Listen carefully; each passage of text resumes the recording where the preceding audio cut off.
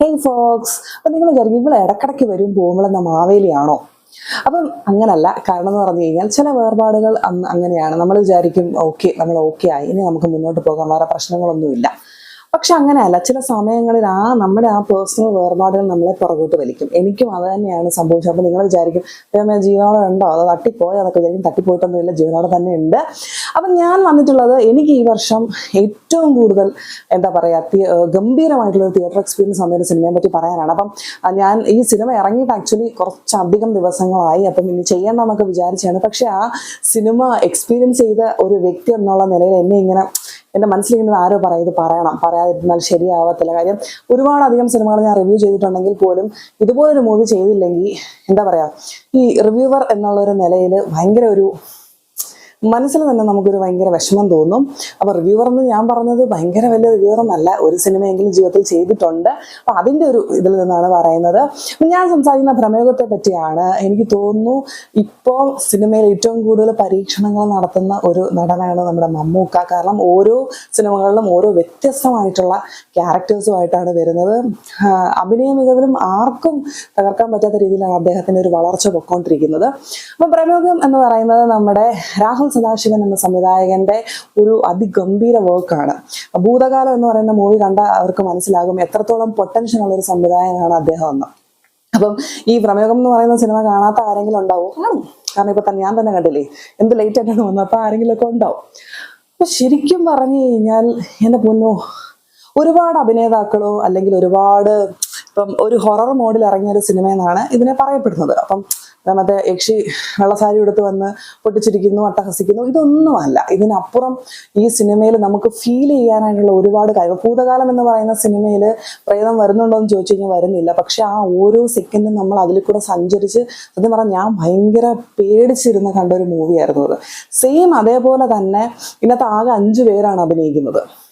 മമ്മൂക്ക, നമ്മുടെ സിദ്ധാർത്ഥ് ഭരതൻ, അർജുൻ അശോകൻ, പിന്നെ മണികണ്ഠൻ ആചാരി, പിന്നെ നടിയുടെ പേര് ഞാൻ മറന്നുപോയി. അപ്പൊ ഇത്രയും പേരേ ഉള്ളൂ. വലിയ എന്താ പറയുന്നത്, ഭയങ്കര ക്വാണ്ടിറ്റിയിലുള്ള കാസ്റ്റൊന്നും ഇല്ലെങ്കിലും നല്ല ക്വാളിറ്റി ഉള്ള കാസ്റ്റാണ്. എന്താ പറയുക, എൻ്റെ പൊന്നോ മമ്മൂക്ക എന്ന ഒരു അഭിനയം, എനിക്കത് വാക്കുകളിലൂടെ പറയാനേ പറ്റുന്നില്ല. ആക്ച്വലി ഇപ്പോഴും സിനിമ കാണാത്ത ആൾക്കാരുണ്ടെന്ന് ഞാൻ വിശ്വസിക്കുന്നതുകൊണ്ടാണ് ഞാൻ ഒരുപാട് ഡീപ്പിലേക്ക് ഇറങ്ങി പോകാത്തത്. ഭയങ്കരമായ അഭിനയം, അതിൽ നമുക്ക് പറഞ്ഞറിയിക്കാൻ പറ്റാത്ത അത്രത്തോളം അഭിനയമാണ്. ബാക്കി എനിക്ക് തോന്നുന്നു ഒരാൾ പോലും അതിനകത്ത് താഴേക്ക് പോയിട്ടില്ല. എല്ലാവരും ഒപ്പത്തിനൊപ്പമോ അല്ലെങ്കിൽ അതിന് മുകളിലേക്ക് സഞ്ചരിക്കാനാണ് ശ്രമിച്ചിരിക്കുന്നത്. അർജുൻ അശോകൻ എന്ന് പറയുന്ന ക്യാരക്ടർ ആ ഒരു ബോഡി ലാംഗ്വേജും ആ ഒരു എന്താ പറയുക, ആ ഒരു ക്യാരക്ടറിന് ചേർന്നിട്ടുള്ള എല്ലാ ഫീച്ചേഴ്സും അതുപോലെ തന്നെ ഡെപിക്റ്റ് ചെയ്തിട്ടുണ്ട് ഈ ഒരു മൂവിയിൽ. എനിക്ക് ഭയങ്കര ഇഷ്ടപ്പെട്ടു. എന്നെ ഞെട്ടിച്ചത് ശരിക്കും പറഞ്ഞു കഴിഞ്ഞാൽ സിദ്ധാർത്ഥ് ഭരതനാണ്. കാര്യം പുള്ളി ഇത്രയും വലിയ നടനായിരുന്നോ എന്ന് ഞാൻ ഒരു നിമിഷം ചിന്തിച്ചു പോയി. എന്ന ഒരു അഭിനയമാണ്, ആ ക്യാരക്ടറിന് പറ്റിയ ഒരു വ്യക്തി, സത്യം. അതുപോലെ തന്നെ യക്ഷിയായിട്ട് വന്ന ആ പെൺകുട്ടി എനിക്ക് ഇഷ്ടപ്പെട്ടു കേട്ടോ, കൊള്ളാം, നന്നായിട്ടുണ്ട്.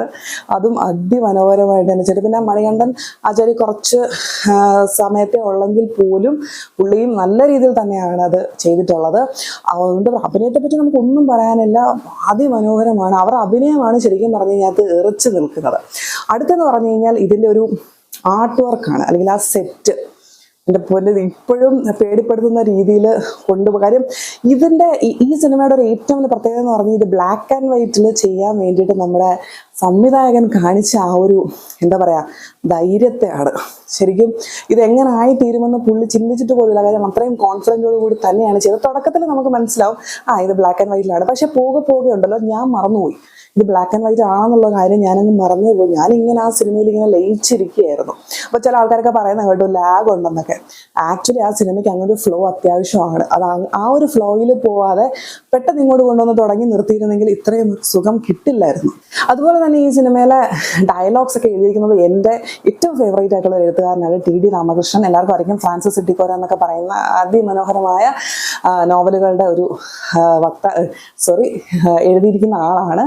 അപ്പം പുള്ളിയുടെ ആ ഒരു ഡയലോഗ്സ് ആയതുകൊണ്ട് തന്നെ അതിന് അത്രത്തോളം നല്ലൊരു ക്വാളിറ്റി ഉണ്ട്. കാര്യം നമുക്കത് കേൾക്കുമ്പോൾ മനസ്സിലാവുന്നുണ്ട്. ഒരുപാട് എന്താ പറയുക, ഒരുപാട് ഡയലോഗ്സുകൾ കുത്തി നിറയ്ക്കാതെ അല്ലെങ്കിൽ ഒരുപാട് സീൻസ് ഉണ്ട്. കാര്യം എന്ന് വെച്ചാൽ നമ്മളെ ഫീൽ ചെയ്യിപ്പിച്ച് ആ സിനിമയിലേക്ക് ഇറക്കിക്കൊണ്ട് പോകുക എന്നുള്ളതാണ് സംവിധായകൻ്റെ ഒരു എയിം എന്ന് പറയുന്നത്. അത് അതിമനോഹരമായിട്ട് തന്നെ ചെയ്തിട്ടുണ്ട്. ഓരോ സീൻസും എന്താ പറയുക, ആ ഫ്രെയിമുകളാണെങ്കിൽ പോലും നമുക്കിങ്ങനെ എന്താ പറയുക മനസ്സിലിങ്ങനെ ഇരിക്കും. ആ ഓരോ ഫ്രെയിമുകളും അത്ര അടിപൊളിയാണ്. എനിക്ക് ഏറ്റവും ആ ഒരു ഇല്ലം കാണിച്ചിരിക്കുന്നത് എൻ്റെ പൊതുവെ അതിനെക്കാട്ടി വലിയ ഹൊറർ എലമെന്റ് ഒന്നും വേറെ ഇല്ല ആക്ച്വലി. അമ്മാതിരി ആർട്ട് വർക്കാണ് ചെയ്തിരിക്കുന്നത്. ഓവറോൾ പറയുകയാണെങ്കിൽ എൻ്റെ പിന്നെ അതിമനോഹര മൂവിയായിരുന്നു. അപ്പം ഇത് എക്സ്പീരിയൻസ് ചെയ്യാത്ത ആൾക്കാർക്ക് ശരിക്കും പറഞ്ഞാൽ വലിയ നഷ്ടമായെന്ന് ഞാൻ പറയത്തുള്ളൂ. അതും ഏറ്റവും നല്ലൊരു തിയേറ്ററിൽ പോയി നല്ലൊരു തിയേറ്റർ എക്സ്പീരിയൻസ് ചെയ്യാൻ പറ്റുന്ന ഒരു മൂവിയാണ്. അപ്പോൾ ആരെങ്കിലും മിസ് ചെയ്തിട്ടുണ്ടെന്നുണ്ടെങ്കിൽ അത് ഉടനെ തന്നെ പോയി കാണുക. അപ്പം കണ്ടവരുണ്ടെന്നുണ്ടെങ്കിൽ നിങ്ങളുടെ ആ ഒരു കമൻസ് ഉണ്ടല്ലോ നമ്മുടെ ഈ വീഡിയോയുടെ താഴെ കമൻസ് ആയിട്ട് ഇടുക. Take care.